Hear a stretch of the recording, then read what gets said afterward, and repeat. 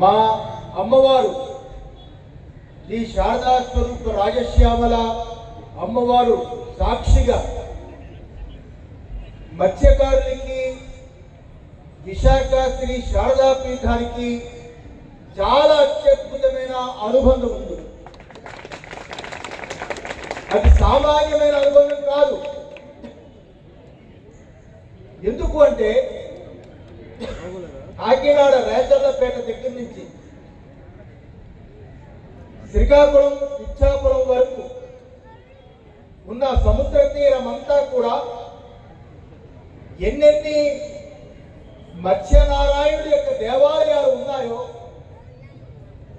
అలాంటి దేవాలయాలు ధూప దీప నైవేద్యాలు జరగడం లేదు. దేవాలయాలన్నీ మూతబడి ఉన్నాయి. పూజారులు దొరకడం లేదు. అటువంటి దేవాలయాలు మూతపడితే విదేశీయ మతాలు కొన్ని అక్కడ అనేక రకమైన వాళ్ళ సంస్థలు కట్టి మత మార్పులకి ప్రయత్నం చేస్తూ ఉంటే మా పీఠంతో కనెక్టివిటీ ఉన్న మత్స్యకారులు ఈ సనాతన భూమి యొక్క సంస్కృతిని వదిలిపెట్టకూడదు, ఈ సనాతన సంప్రదాయాన్ని వదిలిపెట్టకూడదు. అటువంటి మత్స్యకారుల యొక్క కులవరి ఈ భారత జాతి నుంచి వాళ్ళు జారిపోకూడదు అని ఉద్దేశం చేత ఆ రోజుల్లో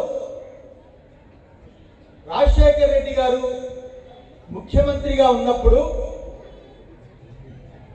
అప్పుడు రమణాచారి ఇప్పుడున్న కరుణాకర్ రెడ్డి చైర్మన్ ఈవోగా ఉన్నప్పుడు వాళ్ళందరికీ చెప్పి ఆ దేవాలయాలు మళ్ళా ప్రారంభించాలి, మళ్ళా తలుపులు తీయాలి, భగవంతుడికి ధూపదీప కైంకర్యాలు జరగాలి.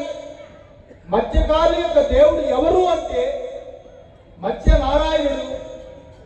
అక్కడ పూజలు జరగాలని ఉద్దేశం చేత మత్స్యకారుల్లోనే చాలా మంది ఎంచి వాళ్ళకి పూజలు ఎలా చేయాలి, భగవంతుడికి నివేదన ఎలా చేయాలి, భగవంతుడికి అభిషేకం ఎలా చేయాలి, ఇవన్నీ కూడా మత్స్యకారులకి నేర్పించి హావభావాలు పద్ధతులు అన్నీ కూడా నేర్పించి ఈ రోజు కూడా అక్కడ పనిచేస్తున్నారు.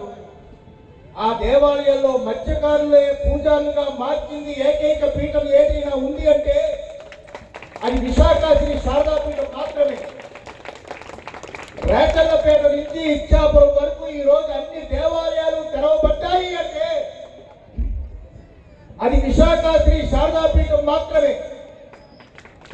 మత్స్యకారులకి విశాఖ శ్రీ శారదా పీఠానికి అంత అనుబంధం ఉంది. విశాఖపట్నంలో ఈ రోజు ఉన్న విశాఖ శ్రీ శారదా పీఠం యావత్తు భారతదేశం అంతా పేరు ప్రఖ్యాతుగాంచినటువంటి శారదా పీఠం మా మత్స్యకారులు హృదయాల్లో ఉండాలి. మీరు రావాలి రావాలి రావాలి అంటే ఈరోజు ఇంతమంది మత్స్యకారులు ఇతరులు ఉన్న చోటికి రావడం నాకు చాలా ఆనందంగా ఉంది.